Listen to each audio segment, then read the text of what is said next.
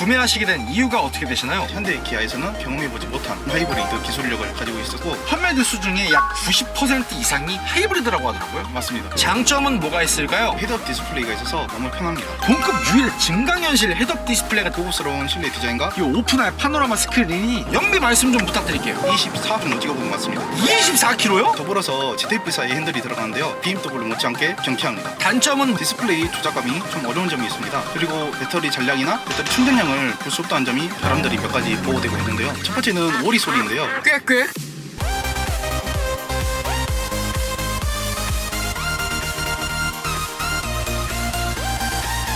안녕하세요, 한기사입니다. 볼보와 지리자동차가 공동 개발한 CMA 플랫폼이 적용된 싱유의 L을 기반으로 QM6의 영광을 되찾기 위해 출시된 르노의 중형 SUV 차량인 바로 르노 그랑콜레오스 하이브리드입니다. 그래서 그랑콜레오스 하이브리드 차주분을 만나러 전라남도 해남군에 도착했습니다. 가볍게 자기소개 한번 부탁드릴게요. 안녕하십니까. 저는 해남에서 의료직으로 근무 중인 32살 그랑콜레오스 차주입니다. 이 차량의 소개 좀 부탁드릴게요. 이 차량은 2025년식 그랑콜레오스 차량이고요. 1.5 하이브리드 모델이고, 그리고 트림은 아이코닉 트림이며 5인승 모델입니다. 추가 옵션은 20인치 HUD 차음윈드 실드 글라스, 보스 오디오, 액티브 노이즈 캔슬링 옵션이 장착된 풀옵션 차량입니다. 이 차량 신차로 구매하신 건가요? 네, 시차로 구매했습니다. 구매는 언제 하신 건가요? 2024년 11월 30일 날 계약해서 12월 13일 날 인수받았습니다. 현재 총 주행거리는 어떻게 되나요? 22,200km 정도 탔습니다. 그 전에 타시던 차는 어떤 차 타셨나요? 가족 소유 차량으로는 올류 마티즈, SM5, SM6, 그다음에 더 뉴 스파크 이렇게 탔었습니다. 예?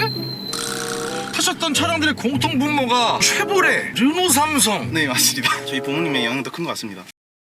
그랑콜레오스 하이브리드를 구매하시게 된 이유가 어떻게 되시나요? 차를 알아보던 와중에 아버지께서 그동안 SM5, SM6를 타시면서 장고장도 없이 엄청 오래 타신 걸 보고요. 제가 튼튼한 르노 쪽을 아주 좋아해가지고 구입하게 되었습니다. 그 다음에 하이브리드를 선택한 이유가요. 현대 기아에서는 경험해보지 못한 그런 하이브리드 기술력을 가지고 있었고, 연비 측면에서도 가솔린보다는 더 유리한 장점을 가지고 있어가지고 선택하게 되었습니다. 2.0 가솔린 모델은 고민 안 해보셨나요? 생각을 해봤는데요. DCT 미션이라 많이 거부감이 들기도 했고 최상위 알핀 사륜으로 가게 되면 비용이 제 예상보다 더 많이 나오더라고요. 그래가지고 제외를 시켰습니다. DCT 미션의 거부감이 어떤 게 있었어요? 특유의 꿀렁꿀렁거림이나 주행을 어느 정도 하게 되면 거의 소모품으로 갈아줘야 된다, 그런 글을 많이 봐가지고 구매를 좀 망설이게 되고요. 특히나 이제 현대 기아 악명의 DCT를 보고 르노도 과연 저렇게 될까 그 생각을 많이 해가지고 많이 망설였던 것 같습니다. 이 차량 2.0 가솔린 전륜구동은 7단 DCT 미션이 적용이 되고 2.0 가솔린 4륜구동은 8단 아이신 자동변속기가 적용되더라고요. 네, 맞습니다. 그리고 애초에 판매 대수 중에 약 90% 이상이 하이브리드라고 하더라고요. 네, 맞습니다. 그리고 이 차량 아이코닉 트림으로 선택하신 이유 있을까요? 제가 최초에는 테코노 트림으로 고민을 했었는데요. 막상 이제 대리점에 가서 여쭤보니까 테코노는 거의 출고를 안 한다, 인터넷에서도 찾아보니까 거의 출고한 분들이 없더라고요. 그래가지고 최대한 세제 바뀌기 전에 세제 혜택을 받아야 되니까 제일 잘 팔린 아이코닉 트림으로 선택하게 됐습니다. 그리고 에스페리 알핀이랑 아이코닉이랑 비교를 해보면 실내랑 휠 모양만 거의 차이가 있지 다른 거는 거의 차이가 없다 해가지고 아이코닉으로 구매하게 되었습니다. 그랑콜레오스 하이브리드와 동시에 구매를 고민했던 차량이 어떤 게 있을까요? 중고 차량으로 올리 말리부랑 더뉴 말리부, 2025년식 QM6, 2025년식 액티언이랑 토레스, 쉐보레 트렉스 크로스오버 고민했었습니다. 그 친구들 포기하신 이유가 뭐예요? 올류 말리부나 더뉴 말리부 같은 경우에는요, 정거장도 좀 많고, 그 다음에 제일 컸던 게 트렁크 누수, 그게 한 번씩 중고차로 걸리면 엄청 골치 아프다 하더라고요. 특히나 올뉴 말리부 차량들 트렁크 누수는 50% 이상의 확률을 자랑하는 고질병이거든요. 네, 그리고 도롱 미션 그 이슈도 참목했습니다. 나머지 차량들은요? QM6 같은 경우는 이제 도로에서 흔히 보이고 어느 정도 검증된 차량이긴 한데 에어컨 필터 갈기가 엄청 사악하더라고요. SM5 노바, SM7 뉴아트 이런 시절부터 시작을 해가지고 에어컨 필터 교체하는 정비사분에게 미안한 마음이 들 정도로 이거 막 뜯어내야 되고 어마어마하잖아요. 네, 정비사님들의 고충이 느껴지는 것 같습니다. 그럼 액티언이랑 토레스는요? 토레스 같은 경우는 잘 팔리기도 했고 이제 어느 정도 공대에서 보이긴 하는데 인포메이션 표시해주는 게 조금 안 좋다 그래가지고 보류하게 됐습니다. 그리고 쌍용이라는 그 이미지 그것 때문에 죄송합니다. 트릭스 크로스오버는 거의 제일 1순위였긴 했는데 뒤에 부모님들 이제 태울 일이 좀 있는데 투션빔이라 장거리 왔다 갔다 하기에는 많이 힘들 것 같아가지고 보류하게 됐습니다. 그랑콜레오스 하이브리드의 장점은 뭐가 있을까요? 헤드업 디스플레이가 있어서 속도를 계속 보려고 이제 계기판을 안 봐도 되는 그런 큰 장점이 있습니다. 그리고 이게 그냥 일반 헤드업 디스플레이가 아니라 동급 유일 증강현실 헤드업 디스플레이가 들어갔다고 하더라고요. 네, 맞습니다. 너무 편합니다. 그리고 저는 실내 디자인도 마음에 드는데요. 고급스러운 실내 디자인과 적절한 물리 버튼이 있어가지고 직관적이어서 더 좋은 것 같습니다. 그리고 이 그랑콜레오스의 실내에서 가장 큰 또 하나의 장점은 12.3인치의 계기판과 12.3인치 센터 디스플레이 그리고 12.3인치 동승석 디스플레이가 이어진 되어진 이 오픈할 파노라마 스크린이 이게 기본 트림 같은 경우는 12.3인치 동승석 디스플레이가 없잖아요. 네, 맞습니다. 그래서 테크노 트림 같은 경우는 출고가 거의 없다는 게 이 부분도 한몫하는 것 같아요. 네, 맞는 것 같습니다. 그리고 기어봉 옆에 보면은 여기 약간 손잡이가 살짝 있잖아요. 약간 MSG 좀 많이 쳐가지고 벤츠 GLE 느낌이 좀 나는 것 같기도 하고. 아, 진짜입니까? 저는 한 번도 못 봐가지고. 그리고 또 장점으로는요, 내비게이션 화면을 운전석 계기판 쪽으로 옮길 수 있는 그런 장점이 있습니다. 손 모션으로 이제 움직일 수도 있고, 아니면 여기서 버튼을 클릭해가지고 움직일 수 있는데요. 이게 한 번씩 쓰다 보면 엄청 편합니다. 어떤 게 좋다는 얘기인 거예요? 내비게이션 화면 자체가 그냥 전체적으로 다 계기판에 넘어와서 필요한 정보들을 제가 이 가운데 센터 디스플레이를 안 보고도 다 확인할 수 있습니다. 그리고 차량 기본 내장형 내비게이션이 T맵이란 장점도 있습니다. 어떤 뭐 현대기아 같은 경우는 뭐 기본 자체 내비게이션이 들어가 있는데 이 차량은 아예 기본이 T맵이 박혀 있는 거네요? 네, 맞습니다. 아하. 이 차량 실내 인테리어 같은 경우는 지리 자동차 싱유의 L과 비슷한 레이아웃이지만 한국 시장에 맞춰가지고 이 T맵 인포테인먼트 시스템을 넣어준 거 굉장히 우리나라 신경을 많이 썼다라는 느낌이 들어요. 언론에서도 한국 시장에 맞게 잘 출시를 했다, 그렇게 칭찬하는 것도 봤었습니다. 그리고 또 장점 뭐가 있을까요? 아리아를 호출해가지고 공조 관련해가지고 명령을 내줄 수도 있고, 통풍이라던가 열선이라던가 그런 것도 다 작동되게 가능하고요. 내비게이션도 같이 연동해가지고 원하는 목적지를 말하면 리스트를 띄워줘가지고 그 목적지 운행하게끔 목적지를 설정해줍니다. 장점이 또 한 가지 있는데요. 이 차량 같은 경우에는 차량 내 자체 와이파이가 지원돼가지고 동승석이나 뒤에 탑승한 승객들까지 다 와이파이를 이용할 수 있다는 장점이 있습니다. 와, 요건 좀 신세계인 것 같은데요. 최대 8명까지 사용 가능하다고 봤습니다. 8명까지 쓸 수 있다는 건 굉장한 장점인데 속도는 어때요? 5G 못지않은 그런 속도감을 주고 있다고 제 동생이 말해줬습니다. 근데 왠지 약간 쎄한 느낌이 살짝 드는 게 한 3년이나 5년 뒤부터는 이제 유료로 돈 내고 써야 될 것 같은 느낌이 살짝 들거든요? 네, 안타깝게도 맞습니다. 5년 동안은 이제 무료고요. 5년 후에는 월마다 이제 13,000원인가 그 정도 지불하고 와이파이를 쓸 수 있습니다. 그리고 이 차량이 가장 마음에 드는 장점으로는 전기차 같은 정숙함입니다. 대부분의 이제 주행으로는 전기로만 움직이기 때문에 전기차 같은 주행 질감을 느낄 수 있고, 전기차를 고민 중이신 여러분들도 이 그랑콜리오스를 고민하게 될 만큼 큰 메리트를 가지고 있는 차량이라고 볼 수 있습니다. 하이브리드 이테크 엔진의 핵심 장점 중에 하나가 도심에서 최대 75%의 전기차 모드로 주행을 할 수가 있다고 하더라고요. 네, 맞습니다. 그리고 타회사 하이브리드 차량들 같은 경우에는 전기에서 엔진이 가동될 때 소음이나 진동이 많이 유입이 되는 편인데요. 그랑콜레스 같은 경우는 신규 기술이라던가 소음도 적고 진동도 적다는 장점이 있습니다. 하이브리드 차량 구매를 고민하시는 분들 중에 전기 모터에서 엔진으로 개입이 될 때 좀 이질감이 있다, 이런 거 좀 걱정하시는데 이런 이질감이 거의 없는 편인가요? 네, 제가 느끼기로는 정말 없는 편입니다. 보통 약간의 이질감이 느껴지는 편인데 진짜 이 차는 이질감 정말 많이 안 느껴지긴 해요. 그리고 제가 옵션으로 넣은 보스 오디오 플러스 액티브 노이즈 캔슬링 이 옵션 덕분에 정숙한 운행을 더 하게 되는 것 같습니다. 그리고 차주님, 이 차량 이 하이브리드 시스템이 거의 뭐 끝판왕급이다라는 칭찬이 어마어마하게 많더라고요. 연비 말씀 좀 부탁드릴게요. 일반 공도에서 연비는 거의 17에서 18 정도 나오고요. 고속도로 정속 주행하면 거의 20 좀 넘게 트립상에 표시가 됩니다. 그러면 영혼까지 가장 잘 나왔을 때 연비가 몇 정도 나오셨었나요? 고속도로에서 프로 기능 켜고 24 정도 찍어본 것 같습니다. 24km요? 네, 트립상에 그렇게 탔습니다. 보통 하이브리드 차량 같은 경우는 시내에서 가다서다를 반복을 했을 때 회생제동도 작동을 하고 하기 때문에 연비가 보통은 시내 주행이 더 좋은 편인데 고속도로에서도 이렇게 연비가 좋나요? 오히려 그랑콜레스 이 차량 같은 경우는 시내 주행보다는 고속도로 주행이 연비가 더 잘 나오는 걸로 알고 있습니다. 그리고 평소에 어떤 모드로 주행하시는 편이세요? 에코, 컴포트, 스포츠, AI, 스노우가 이렇게 있는데요. 저는 AI로 운행하고 있습니다. AI 모드는 제가 평생 처음 들어보거든요. AI 모드가 제가 알기로는 도로의 흐름? 그런 걸 파악해가지고 차량에서 알아서 연비 같은 거를 조절해주는 그런 걸로 알고 있는데, 일반적으로 스마트 모드가 AI로 불리는 것 같습니다. 그리고 일반 공도랑 고속도로 주행하시는 비율은 5대5 정도입니다. 평균 연비는 17에서 18 정도 나오는 것 같습니다. 제가 평소에 주의할 때는 게이지가 4칸에서 1칸 정도 남았을 때 해남 평균 휘발유 가격 1,710원으로 가득 주유하게 되면요, 거의 한 7만원 좀 넘게 비용이 나오게 됩니다. 그렇게 주행했을 때 총 주행할 수 있는 거리는 몇 킬로 정도 나오나요? 트립상으로는 900 후반에서 1000km 초반대 나오기도 합니다. 거의 뭐 도요타에 뺨 싸다고 때릴 수 있는.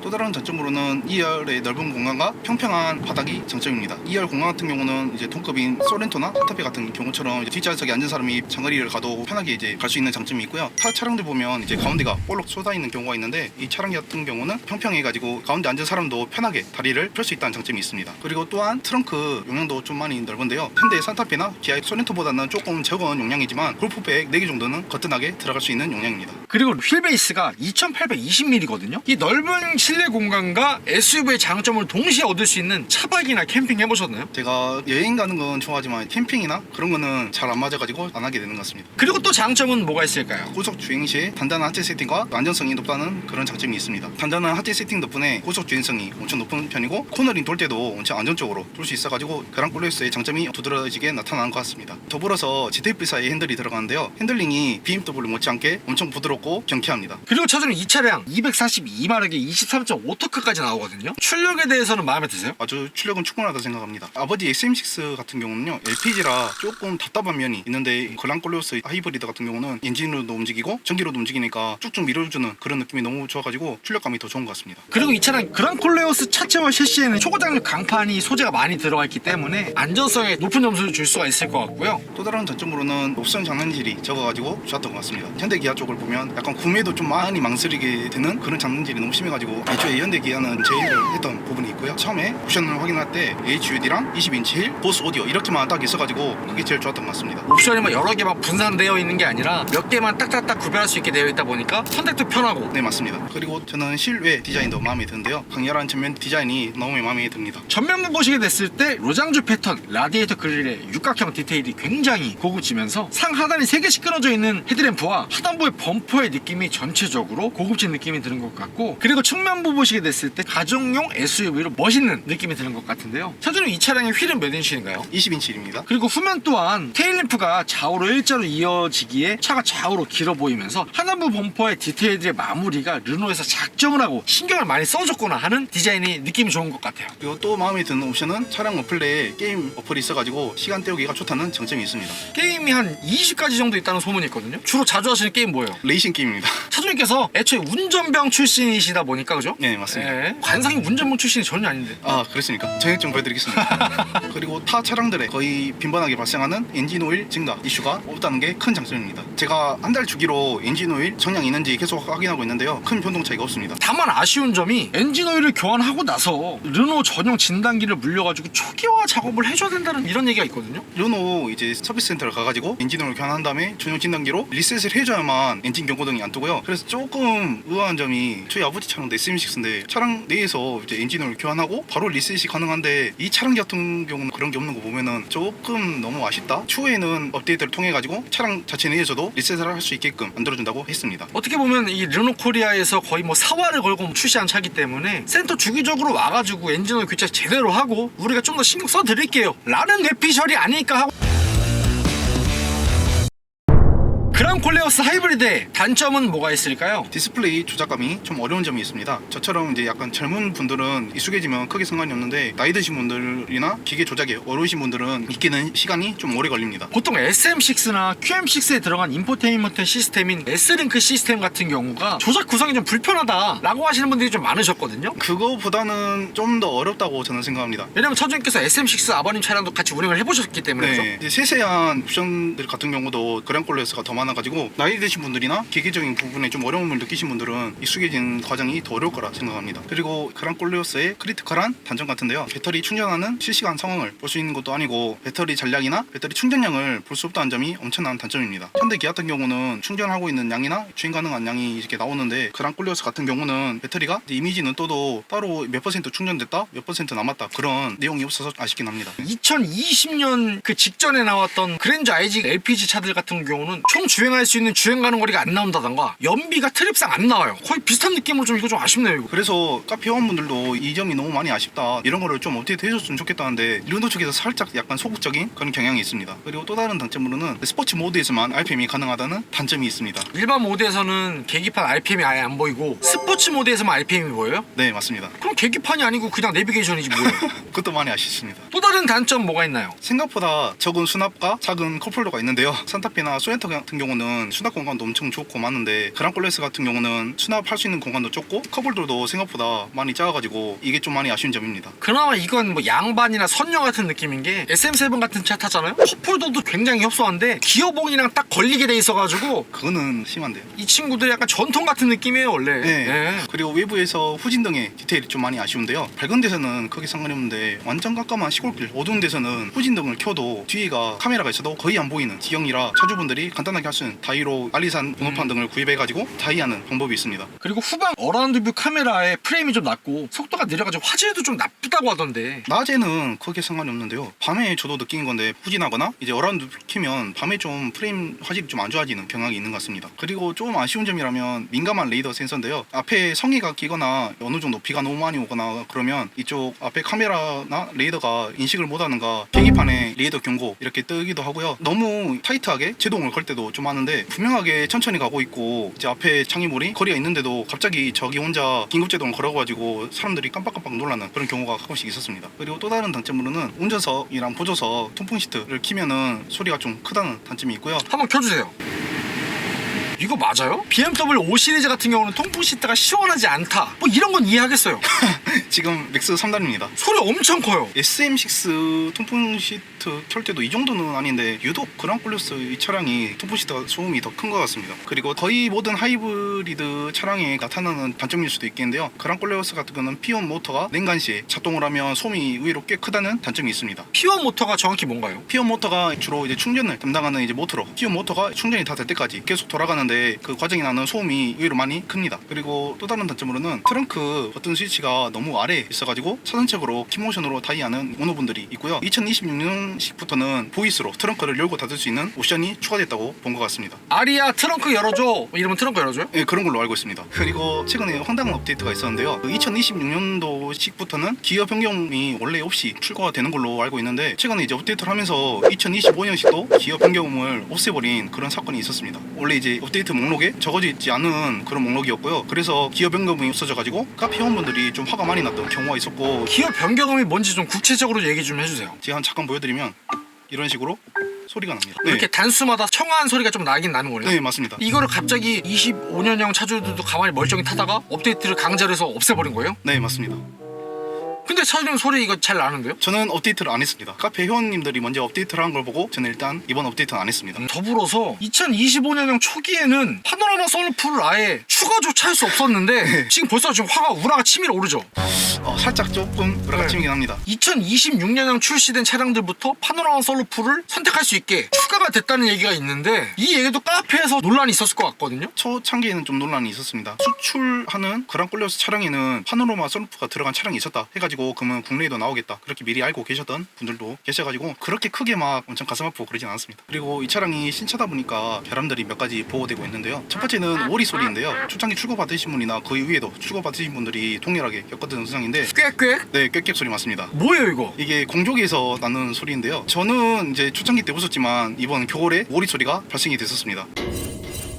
그래서 이놈을 이제 좀 줄이는 방법은 이제 에어컨이나 히터를 틀는가 아니면 조금 주행을 하면 없어지는 건데요. 그래도 소리가 완전 꽉꽉꽉꽉 웃는 소리가 아니라 좀 미세하게 나는 편이라 그냥 눈 감아주고 있습니다. 공정이나 인포테인먼트 하드웨어 쪽에서 끼 소리가 나는 증상이었으나 무상술 이유는 거의 해결이 되었다고 하는데 그러면서 오히려 통풍 시트가 좀 약해졌다는 그 이슈도 있긴 했었습니다. 근데 카페 회원분들이 이제 사업소 가가지고 공기 측정하는 기계로 소프트 업데이트 전이랑 후 이렇게 공기량을 비교했을 때 달라진 점이 없고 똑같아 가지고 그거는 그냥 착각인 걸로 그렇게 됐습니다.